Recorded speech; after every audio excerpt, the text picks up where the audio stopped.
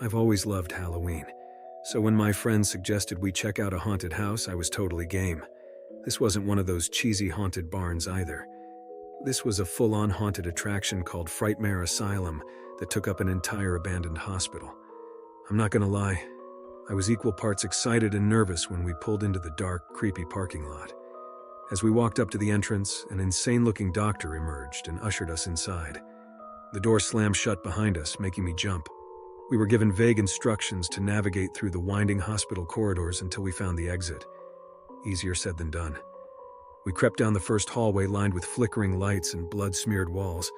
Fog swirled around our feet, creating an eerie atmosphere. The further we went, the more terrifying it became. Deranged patients jumped out of rooms, screaming at us. Some were strapped down to gurneys, crying for help. Others were wrapped in straitjackets, clawing their way down the halls. They looked so freakishly real, with vacant eyes and contorted faces. I had to keep reminding myself it was all just part of the show. We stumbled into an operating room where a crazed surgeon was in the middle of a horrific procedure.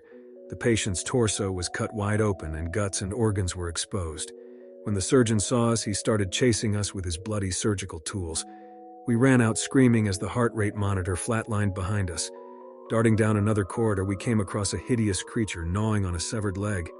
I gagged at the sight and we rushed past it into a pitch-black maze.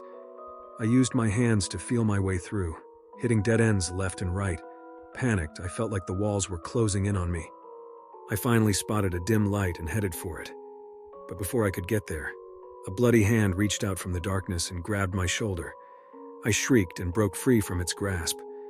My friends and I bolted towards the light, the sound of creepy laughter surrounding us as we ran. Bursting through a door, we found ourselves in a room full of disturbing specimens in jars. Deformed babies, disfigured animals, and mutated body parts lined the shelves. A couple of the jars rattled as we passed them, making my skin crawl. Before we could process the grotesque scene, the lights cut out.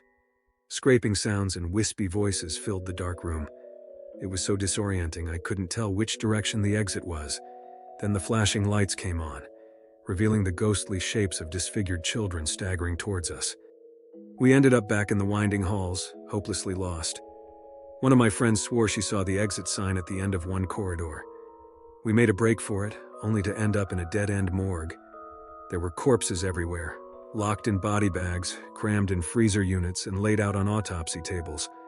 Then I spotted a door and just went for it. We found ourselves outside finally, breathing the cool night air. I was so relieved to be out of that hell house. We headed for the parking lot, giddily recounting the scariest parts on the way. When I glanced back at the asylum entrance, I froze. Standing in the doorway was the creepy surgeon, holding the bloody severed leg from earlier. He gave me a chilling stare and slowly waved the leg at me before disappearing back inside. Needless to say, I won't be returning to Frightmare Asylum next Halloween. Once was enough. It was a Saturday night like any other. I had just gotten home from hanging out with some friends downtown. We hit up a few bars, shared some laughs, and overall had a great time. But now I was back in my apartment, ready to unwind and get some rest before my busy week ahead. As I locked the door behind me, I noticed how quiet everything was. I lived in a decently sized complex, but it was rare to not hear at least a few noises: doors closing, footsteps upstairs, cars driving by. Tonight there was nothing. An unusual silence hung in the air. I didn't think much of it at first. I went about my normal routine, kicking off my shoes and heading to the kitchen to get a glass of water. As I stood at the sink, filling my cup, I happened to glance out the window in front of me. That's when I saw it. A thick, heavy fog had settled right outside the glass. It was so dense I could barely make out the complex across the street. I stood there perplexed as I took a sip. The weather report didn't say anything about fog tonight, and it seemed strange that it was localized right around my building. I shrugged it off and assumed it would pass. I headed to my room to get ready for bed. I switched off the overhead light and turned on a small bedside lamp instead. As I changed into pajamas, I thought I heard a noise just outside the bedroom window. It sounded like whispering voices overlapping. I chalked it up to some late-night neighbors chatting outside, but when I went to pull the curtains closed, the fog had gotten even thicker. It completely obscured the view, leaving just a wall of milky white. The whispering continued, barely audible through the window pane. I still couldn't make out any words or discern who the whispers belonged to. Feeling unsettled, I quickly shut the curtains. I climbed under the covers, trying to ignore the uneasy feeling in my gut. There was nothing sinister about a bit of fog at night. And so, what if the neighbors were having a conversation I couldn't understand? There was probably a reasonable explanation. As I lay there in bed, the whispering outside continued. I tried focusing on the sound of my breathing to drown it out. But soon another noise joined in. A strange shuffling sound, like feet dragging along the ground right beneath my window. The movements were irregular, staggering from side to side. I couldn't imagine who would be wandering around aimlessly in this thick fog. The shuffling and whispers persisted, infiltrating the quiet space of my bedroom. I pulled the covers up tighter and shifted onto my side, putting my back to the window. A chill ran down my spine when a new sound emerged, faint tapping coming from the glass pane behind me. It started sporadically, just a few light taps, but it grew louder and more insistent, as if multiple hands were rapping their knuckles against the window. My nerves were officially rattled. I knew I wouldn't be getting any sleep with these unnatural noises hovering right outside. I considered getting up to close the curtains around my bed, but the thought of leaving the safety of the covers filled me with dread. In my peripherals, I could see a diffuse glow filling the room, almost like moonlight, but that was impossible. It was a new moon tonight. As the tapping continued relentlessly, I slowly turned my head to look over my shoulder. My breath caught in my throat. Behind the sheer curtains, shadowy silhouettes pressed up against the glass, obscured by the fog's haze. They wavered and shifted, overlapping one another so I couldn't get an accurate count. Fear gripped my chest. This was no trick of the light. There were actual shapes moving out there, trying to get inside. Adrenaline flooded my system as I thought about all the things that could happen if they managed to find a way in. A high-pitched squeal pierced the air like metal scraping against glass. One of the figures seemed to be dragging something sharp slowly across the pane. They were testing its strength, searching for a weak point. I opened my mouth to scream, but barely managed a choked gasp. The scraping halted abruptly. For a moment, everything went quiet. My own shallow breathing sounded deafening in the silence. Then I heard it. The unmistakable creak of the window pane starting to give way.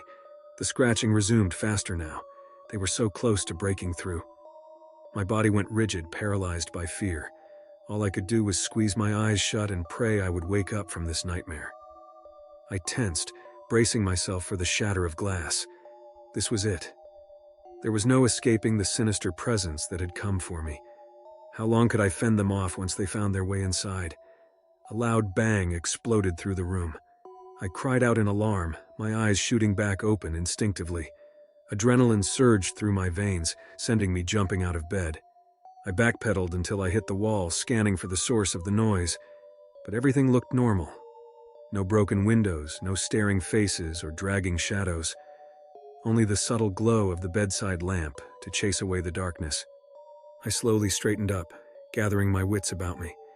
Had I just imagined everything? Some awful hallucination was born from the isolation of this foggy night. My legs were shaky and weak as I crossed to the window and pulled back the curtains. The fog remained, but it was dissipating. I could make out some of my surroundings again.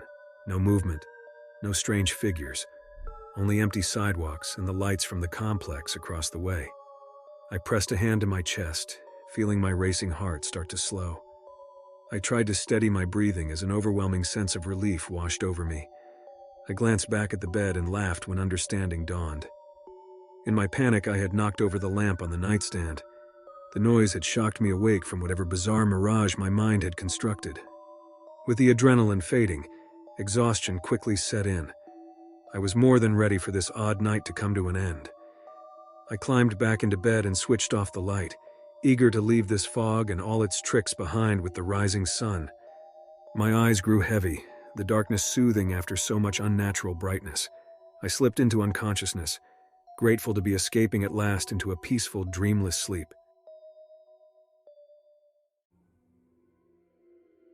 I never believed in ghosts.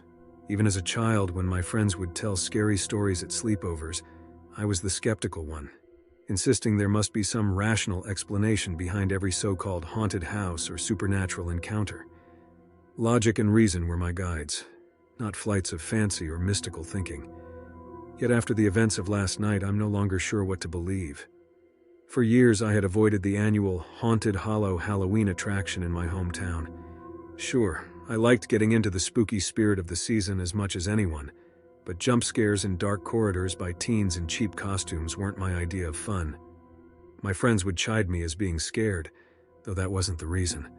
I just found the whole thing silly and juvenile. But this year, they finally convinced me to give it a try. We arrived just as the sun was setting, giving the attraction an extra creepy vibe. My anxiety rose as we waited in line, surrounded by shrieking patrons fleeing from the exits. I began questioning my decision to come when my friend Chelsea grabbed my arm, snapping me back to the moment. She joked I looked like I was about to pass out. I faked a mocking smile, but her comment resonated. This was just an attraction, I reminded myself. Nothing in there was real. Finally, we made it inside. Ominous music echoed through rooms lined with bloody corpses and crazed killers lurking in the shadows. I have to admit, it was impressively terrifying. The actors perfectly played their parts, sending terrified crowds running out. One even made me yelp despite my attempts to appear unfazed. Chelsea teased me again, but was clearly just as shaken. We descended to a section called the Shadowlands, even darker and more twisted than upstairs. It was like a black maze coming alive with monstrosities. Skeletal hands grabbing, hellish screams piercing the darkness. My heart pounded like never before. Then we entered a room that seemed different. The usual loud cacophony was muffled and distant. Even the air felt heavier. The decor was also less elaborate, just a few flickering candles and some old furniture, as if we had wandered into a forgotten corner not meant to be seen. Yet nothing sinister appeared, so we ventured further. At the back of the room stood an antique mirror clouded with age. But as we cautiously approached, its surface began to clear. And that's when I saw him. Or rather it, a shadowy, featureless figure standing right behind us. I spun around, but nothing was there. Yet when I turned back, the dark figure again loomed in the glass. Even in that brief glimpse, a chilling realization crystallized. This was no special effect. The presence staring back felt intelligent and inhuman. I must have cried out because Chelsea grabbed me and asked what was wrong. I stammered it was nothing, just my imagination. But I could tell she sensed something amiss too, her usual bravado replaced by nervous glances. I started dragging her back toward the exit when the candles snuffed out, leaving us in blind darkness. Then it came, faint but unmistakable, a raspy whisper from the shadows behind, calling my name. Every hair stood on end as that disembodied voice croaked again, closer now. Chelsea screamed and fumbled for her phone, casting the room in an eerie glow. The apparition was gone, but the creeping terror remained. We ran, not knowing or caring which way, just desperate to escape the suffocating gloom. Finally, we burst outside into cool night air. Patrons lined up nearby looked startled as we emerged, gasping but unharmed. No one else fled from that corridor. No one heard the phantom voice stalking us in the dark. Chelsea quickly composed herself, making excuses for the frenzied exit. But as we left the grounds, she turned to me, her face pale. "You heard it too, right? And saw that thing? I'm not crazy?" I nodded reluctantly. I had no rational explanation. For the first time, I was forced to confront the possibility that the supernatural may indeed exist. We avoided discussing it in depth, hoping to forget the unnerving events. But the memory persists, jarring my long-held beliefs. I've heard that traumatic experiences can cause the mind to play tricks, or that ghosts only haunt those who believe in them. I desperately want to return to my life of logic and reason, where the material world is all that exists. Yet I can't seem to shake the lingering sense that our reality is not as definitive as I once thought. That just beyond the veil of our mundane lives, inexplicable forces could be lurking in those shadowy places we avoid, watching from darkness, remaining unseen until they suddenly aren't. I still don't know what we encountered in that haunted house, but my dogmatic denial has been shaken. While I'm not quite ready to say I believe in ghosts, I'm no longer sure we have all the answers either. For better or worse, my eyes have been opened to possibilities beyond our comprehension, and that uncertainty may haunt me far longer than any specter could.